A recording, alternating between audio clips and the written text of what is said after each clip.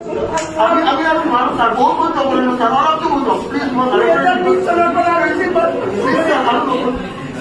Please মই হাতযোৰ কৰিছো আৰু নকৰিব। মই কালিৰ পৰা মানুহটো থাকিব পৰা নাই, এতিয়া বেল হৈ যোৱাৰ পিছত এইটো কৰিলে তেনেকুৱা আপুনি নিজে ভাবি চাওক না ছাৰ। এতিয়াতো যাব দিয়ক, এতিয়া এনেকুৱা নকৰিব আপোনালোকে। নাই নাই মই নাযাওঁ নাযাওঁ, আপোনালোকে এইটো নকৰিব, আপোনালোকে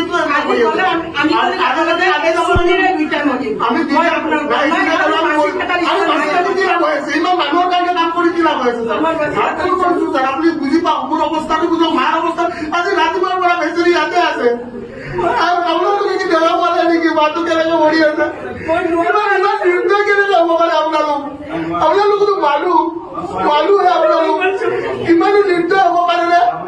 মানুহ ইমান নিৰ্দয় কেনেকে হ'ব পাৰে মানে?